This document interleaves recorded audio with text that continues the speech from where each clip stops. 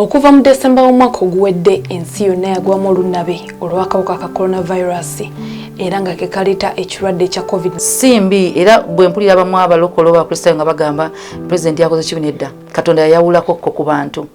Yes. Ezo oyinza osanga Uganda yemu zezimu ku nsi ezigenda ovaamu revival. Akawuka kalwa ku glass, kalwa ku byuma, kalwa ku plastic nnaku 3 okweyongera ne ku box birwako. Kati bw'abanga akafunye ng'akolodde n'akwatako ne bwe mba nvudde eri nga nanabye engalo bwe zijja nekwata wano nkayoola batandise kituyingiza mu buyingiza ekyokuba nti teweekwata mu ngalo kikyali kipya mu matu gaffe teweekwata mu face bw'ova mu ngalo tolya tokola ki akakusiiwa oyagala okolewo oti akakusiiwa kizibu kati okubyewala gloves zikola nti bwe baba kubanga ti ku mulyango kusobola buli ayingira mu gloves nti bw'ojja engalo zo neziba ziriko akawuka bw'ojja n'okolola n'okwata wano bw'okalekawo wenzija ne gloves sikatwala ndi protected a bit nti bwe nfuluma ate nenkwata sanitizer nempisaako ku gloves ndiko bulungi oba bwe mmaliriza ngena nzijjako bulungi ng'asuula nga nfuna endala kuteekera ne ku ngalo kati bw'otuuka kano ekaba kaggwayo we kati keefuulako kane kano sijja kulimba abantu public toilets and sinks tosobola kwewala kutwala buwuka nga zo tekabitosingalo eza zentono twogera toyiza olukale mu kibuga muno bw'oba ovuddeyo nze kyendowooza bw'oba olina hand sanitizer balina wipes ezirimu alcohol tokwata ku kintu kyonna genda bugenzi yisaamu hand sanitizer nga tokutte wantwala wonna mutooyi bw'oba kyokoze bweba taapu ya sink nga zezine si zakunyoola ogikozesa elbow you press namazzi ne gajja n'onaaba n'opressing era nebanga gavaako n'ogenda engalo ziba tezeetise kati wekiri so culture mpya muffe kati ekintu ekiriwo kyekya masiki zino abantu abamu balina masiki z'ebitenje bw'oba oyogera ku kawuka kubanga nadde nsomako nga bagamba virus erimu 7 microns katini nnyo kitegeeza kayita awantu wanje kubanga olulimi luyinza okuba luzibu lwa muntu naye bwe kaba mu bbanga particles zino nga ziri mu bbanga waliwo kye bayita waliwo obumasiki obulala bulinga buno oba N90 bwabuze mu kibuga buno obulala 95 bwabuze tebuli katale n'ebweru bulina filters obuliko nga blue ne filter bulina filters kati obwo bwabuze kati buno kye butuyambako nti nga mask abatunga engoye bannanga omwenge tegunywebwa ogwo waliwo kye bayita enguuli waliwo omwenge nga tulina okuyiga bino ebintu bitugasiza wamu tovaawo tukomawo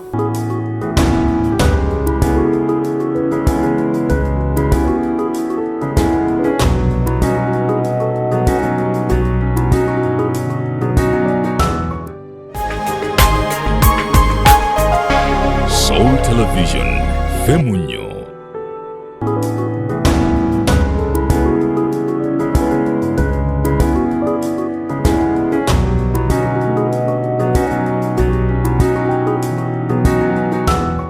Tukyali ku nsonga ya coronavirus bwe tujjidde ku mpewo ng'abantu abakunekkiriza mu mitwalo 4 be bakafuna akawuka kano mu mawanga 177 n'okweyongerayo kubanga bwe tumanyi buli ddakiika eyitawo wabawo abafuna wabeerawo abeeyongerako wabawo abawona wabawo n'abafa.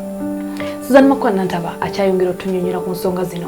World Health Organization evuddeyo n'emitendera egy'enjawulo egy'okulya egy'okwebezaawo ate okulaba nga owona akawuka mubiri mwali kati ekintu kino kye tulwana kirimu ssenyiga kirimu okuba nga tossa bulungi ekireeta okuba nga tossa bulungi ye airway okutandika okugyamu emiyira n'etandika obeera blocked ne bagamba pneumonia ebintu bwe bityo kati ennimu ekirwanyisa naye ate erina vitamin so immune system egiyamba naye ate nga naye eclearinga kati ennimu ennamba nnene ennimu weetaaga kitundu kyayo mu mazzi agookya birina okuba ebikopo 4 tampeko 4 hafu y'ennimu tulwanyisa side effect ya nnimu ku mubiri gwo kubanga erina obuzibu bwayo naye bwegenda okuleetera kobenga wa ulcers kubanga basinga otusanga tusaza ennimu ezo mu tampeko egyo noga njagala kakakali osala ennimu emu mu kagiraasi eyo nno nnene era kyovula omuntu wa ulcer tajagama sobola kunywa nnimu empisawo binga anywedde ennamba bw'okwata ebikopo 4 tampeko ez'amazzi lita 2 teekamu hafu y'ennimu Wano ekintu ekirala kye tugenda olaba ekikyasinga okuba nga kikola bakiyita ekinzaali kino ekya turmeric oba turmeric kisinze bakiyita kinzaali ekiganda ekya yero. Kati enniimu osobola ogigattamu entangawuzi hafu y'enniimu eyo teekamu akajiiko mu bikopo byebimu bye tugambye ebina kwata akajiiko akapima sukaali kana akatini si kino ekinene ke tupimisa eddagala ka turmeric okateeke mu bikopo ebyo ebina. Entangawuzi bweba nsekule bweba nga tolina nsekule kwata omenyeko katini kakwoto kasekule ogiteekemu amazzi nga gookya togenda bitokosezaamu bitabule amazzi ago ebikopo ebina togenda binywa mulundi gumu waliwo amazzi okufuuka obutwa kiba intoxication y'amazzi omuntu nga amazzi mangi mu mubiri n'azimba negafuuka obutwa omuntu bagamba olina kunywa liita 3 olunaku tebagambye zituuleko mu lunaku funa engeri gy'ozigabanyamu kubanga omubiri gwaffe Katonda yagukola ensigo buli ssaawa esobola sengejja liita emu y'amazzi. Kati bw'ogiwa liita 3 omubiri ogwa liita 3 amazzi gonna gasigala mu musaayi ensigo esengejja liita emu osigaza liita 2 mu mubiri ziyingira mu cells zo ng'otandika ozimba ebigere ozimba feesi mbongo ekiri ku bwongo otandika funa mutwe nga gukuluma abamu bafa n'okufa. Nywa amazzi naye omutwe gusigala gunnuma okutwe gusigala kuluma naye ng'onywedde mangi. Nina gwe mmanyi atuula kadomola nga walaba firimu amazzi ago ge bagamba okunywa liita 3 oba 2 oganywa mu intervals olunaku ogamaleyo buli ssaawa making sure tonywa kisukka liita y'amazzi buli ssaawa kitegeeza liita 3 olunaku zegabanyeemu. Nebino ebikopo kye tugambye ebikopo ebina ze liita ezo liita 2 funa bw'ozinywa olunaku. Tokwata nniimu buli wewoogera ng'ofunayo akatundu k'enniimu osala buli katundu nedda kitundu kya nniimu bikopo 3 14 ne 18 ng'alina 3. Okay. Kati gwe tukusuubira okuba nga olina ebikopo 3 by'ogenda okunywa olunaku.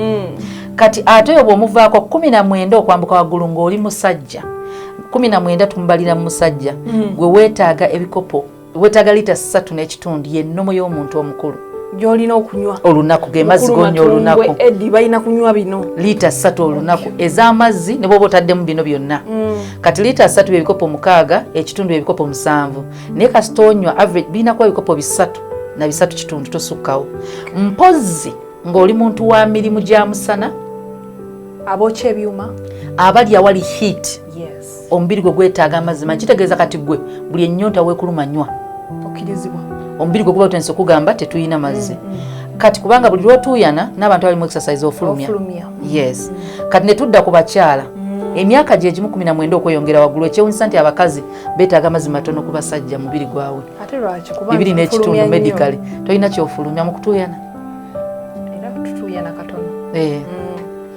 Era bw'oba abakyala bali mu biseera by'omwezi awo era ojjalaba ennyonta ebaluma nnyo kitegeeza ebyo ebiseera era ajja kunywa nnyo aso obuuka ne butambulira ku layini kutupaka mu maaso. Oli yamugamba ng'olinga ayambadde akaguwako engatto.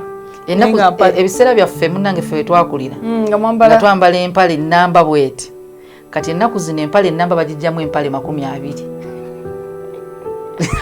Okay. Susan Makonda ntaba tebiwaddeeyo nno ebintu ndowooza tunatandikiraawo tujja kutandikiraawo ebintu basookerako obudde butambuddeko naye tweyanzege nze njagala okukkiriza ffena tuyize ebintu bino byamakulu ebyokulya bagambye nti si ddagala naye ate ligenda kuyamba okuziiza. Yes, nga tumaliriza njagala otuwe measures ez'okupreventinga ziri ze baatuwadde munaaba mu ngalo tuyisizemu bwangu naaba engalo buli lw'osobola teweekwata mu feesi kubanga obuuka buva wano bwangu okuyingira. Nywa nnyo kasita otandika owulira sore throat emimiro nga gikala owulira mugirina amabwa abantu abamu bagamba nina tonso nedda senyigaze ekifuba kize tekitegeeza nti oli mubi oba toowone genda mu ddwaliro weetaase otaase n'abantu weeweeyo otaase famire n'abantu bonna ng'eggwanga obutasaanawo ate waliwo okwewaayo ng'ogenda wona n'oteewaayo n'ofa kati weeweeyo. Ekyokulala mwewala ebifo by'abantu abangi nga tolina kikutwalayo. Sigale waka bw'oba okyetaagisa. Simanyi kati babaganya bamu okutambula amabaala omanyi kye bakola beeyita waka group ne bagunywera ewaka. Kale tetubalinaako buzibu. Tetubalinaako buzibu naye bajja bufuna obuzibu obulamu bwabwe. Twagala okwebaza ggwe asazeewo n'oweekumira ku Soul TV n'oyiga bino byonna essaawa namba eba nnene nnyo naye nga ya mugaso. Amanya ndinayiga Rita naye nga sinnagenda njagala nkugambe nti ggwe ate yasazeewo n'ogumira isolation eno oba n'ogumira karantini gye baatuwadde n'osigala ewaka ebintu by'otalina kwerabira. Soma obutabo, listen to music, gwenyumira sigala ng'okola ebintu byo. Ekisinga obukulu kola exercise buli lunaku eddakiika 3 eri omuntu omukulu, eri omwana omuto essaawa nnamba buli lunaku ng'okola exercise ezo zigenda kuyamba okusigala ng'oli mulamu ng'obwongo bwo bukola nga n'omubiri gwo bukola. Tukwebaza okuba nga weekumidde ku Soul TV. Enibadde Health and Lifestyle tovaawo programu endala zikyajja. Mukama abakuume.